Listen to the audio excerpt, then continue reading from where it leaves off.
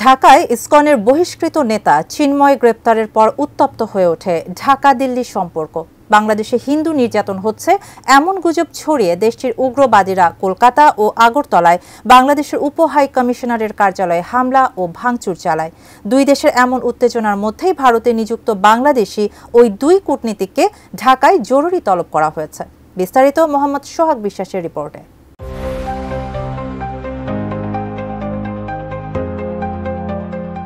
বাংলাদেশ ও ভারতের মধ্যে সম্পর্কের টানাপোড়েনে উদ্ভূত পরিস্থিতি বুঝতে আলোচনা করার জন্য কলকাতা ও আগরতলা মিশনের দুই শীর্ষ কূটনীতিককে ঢাকায় ডাকা হয়েছে। পররাষ্ট্র মন্ত্রণালয়ের সূত্র ও কলকাতায় বাংলাদেশ ডেপুটি হাইকমিশন সূত্র এ তথ্য নিশ্চিত করেছে। সূত্র জানিয়েছে, কলকাতায় বাংলাদেশ ডেপুটি হাইকমিশনের acting deputy high commissioner Mohammad Ashraful Shikder ও আগরতলায় অ্যাসিস্ট্যান্ট হাইকমিশনের অ্যাসিস্ট্যান্ট হাইকমিশনার আরিফ মুহাম্মদকে ঢাকায় ডেকেছে পররাষ্ট্র মন্ত্রণালয়। কলকাতায় বাংলাদেশ মিশন সূত্রে জানা গেছে, 5 ডিসেম্বরই ঢাকায় এসেছেন আশরাফুল শিকদার। যদিও এই বিষয়ে অফিসিয়ালি কেউ কোনো বিবৃতি দেননি। আর পররাষ্ট্র মন্ত্রণালয়ের সূত্র বলছে, শুক্রবার ঢাকায় ফিরবেন তিনি।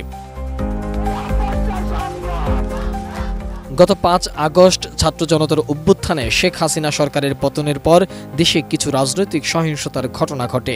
এসব ঘটনাকে অতিরঞ্জিত করে প্রচার করছে ভারতীয় বেশ কয়েকটি গণমাধ্যম। রাষ্ট্রদ্রোহের মামলায় সাবেক ইসকন নেতা চিন্ময় দাস গ্রেপ্তার হওয়ার পর ভারতীয় গণমাধ্যমের মিথ্যা প্রচারণা আরও বেড়ে যায়। এতে বাংলাদেশের বিরুদ্ধে গিয়ে ক্ষুব্ধ হন সে দেশের হিন্দুত্ববাদী বিভিন্ন সংগঠনের উগ্রপন্থীরা। আপনি কি হার্টের সমস্যা নিয়ে দুশ্চিন্তাগ্রস্ত? স্বল্প খরচে হার্টকে ভালো রাখার সহজ উপায় মাতৃভূমি হার্ট কেয়ারে। সেখানকার বিভিন্ন স্থানে বাংলাদেশের বিরুদ্ধে বিক্ষোভ হতে থাকে। এর ধারাবাহিকতায় গত 2 ডিসেম্বর ত্রিপুরা রাজ্যের আগরতলায় অবস্থিত বাংলাদেশ সহকারী হাই কমিশনে হামলা চালায় হিন্দুত্ববাদী সমিতির সদস্যরা।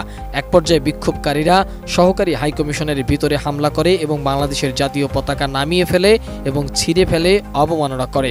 পরে ভবনের সামনে থাকা সাইনবোর্ড নামিয়ে আগুন ধরিয়ে দেওয়া হয়। অন্যদিকে মুম্বাই ও কলকাতা হাই কমিশনের বাইরেও বিক্ষোভ করে হিন্দুত্ববাদীরা।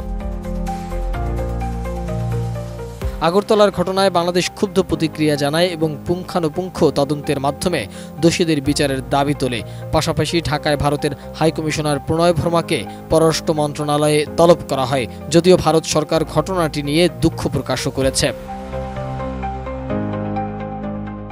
নিরাপত্তা উদ্বেগের কারণে পররাষ্ট্র মন্ত্রণালয় আগরতলায় সহকারী হাই কমিশনার কনসুলার সেবা অনির্দিষ্টকালের জন্য বন্ধ করে দিয়েছে। এদিকে এই টানাপোড়েনের মধ্যেই প্রতিদিন কলকাতার বাংলাদেশ ডেপুটি হাই কমিশনে স্মারকলিপি জমা দিয়েছে বিভিন্ন রাজনৈতিক ও হিন্দুত্ববাদী সংগঠনগুলো।